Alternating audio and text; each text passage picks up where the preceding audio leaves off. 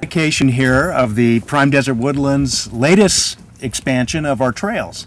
And today's a very exciting day. We got a beautiful morning. We've had a lot of people hiking and walking out here, so they're already taking advantage of it, which is wonderful. That's what we want to see. And today is very special for that reason. There's a number of people involved, but before we get into our presentation, I want to make a couple of quick introductions. First, I'd like to introduce our Vice Mayor, Ron Smith,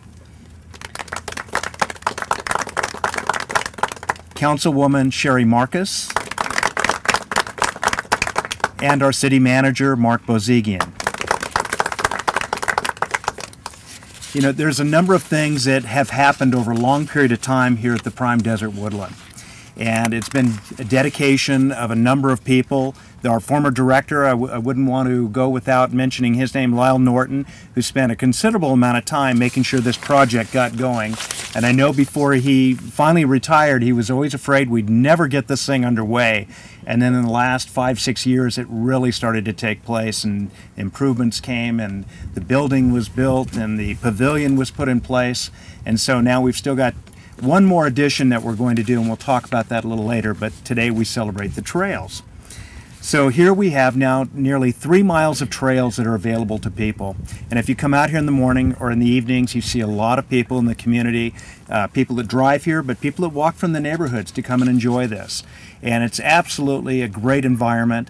Of all the parks we have and the facilities that the city treasures, this is such a unique place and such a wonderful place that when you don't quite hear the children out there in the morning and it's a little before school, it's so peaceful and quiet, and you get a chance to commune with nature in a place that you typically don't in the inner part of a city. So we're very proud of this. One of the things that this has done is raised a little bit of awareness of our environment, and that's also an important issue at this time in our country and in our state and in our community. And here we get a chance to commune with the desert, where most of us who have lived here for many, many years don't always get a chance to walk through the desert and see the animals. We've had rabbits running around behind us, and squirrels, and the birds that are flying around in the various places where they have nests out here. We even have coyotes that still live in the preserve. So it's a neat, unique, and very neat place that people can do something that they typically wouldn't on a city street. At this time, I'd like to invite our Vice Mayor, Ron Smith, up to say a few words. And Ron has been very integral and helping with the education process here for the community and talking about wildlife and birds specifically. And Ron, at this time, I'd like to have you come up. Thanks. Thank you. You know, a little history of how we actually got here also, that some people don't realize, you know, as time goes by, is as the city was looking at this unique habitat that we have here, the Joshua Tree Desert Habitat, and all cities expand and there's Joshua trees that we lose or habitat that we lose, you realize that you just can't dig up this Joshua tree here and put it at the entryway of some complex or some shopping center and think that you've actually preserved the habitat. It actually takes at least 80 acres to preserve the habitat so you can actually function. You know, so all the endemic species and plants and everything can all integrate and have a habitat. So what the city did was they started identifying places that we call prime desert habitat, and what you see today is about 102.4 acres of contiguous habitat. And so we have actually coyotes that actually have pups here. We have birds, scrub jay, cactus wrens, other local species that actually nest here locally that are residents all year round.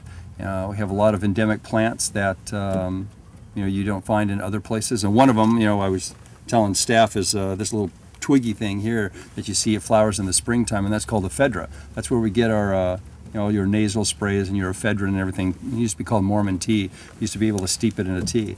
But that's how we got here today, and we have another another mile of hiking, and this really truly is just a jewel of the Antelope Valley, this contiguous. We have a lot of, I see we have some of the volunteers that help out here, And if any of you haven't gone on some of our bird walks, you know, we do a bird walk about every quarter, and this is the spring one coming up, and so we'll be able to see a lot of the migrating birds.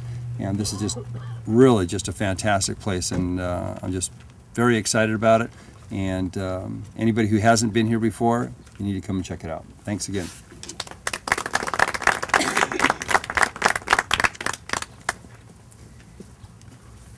Prior to doing our ribbon cutting, just a couple of comments. As I mentioned earlier, we're not done with our improvements here at this site.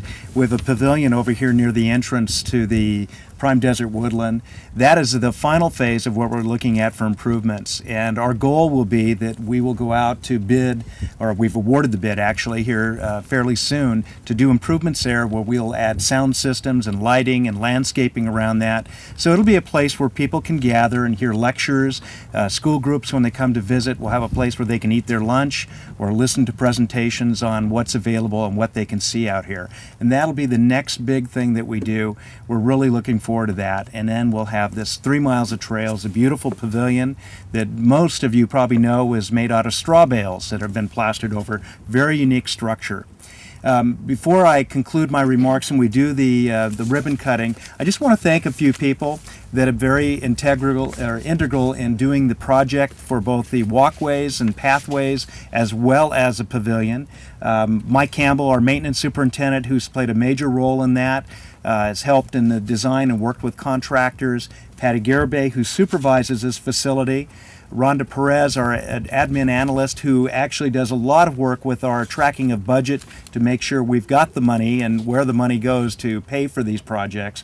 And so there's a number of other staff that have really done this, and City Council, of course, which has approved our projects and realizes how important this is to our community to have an environment like this that's so unique.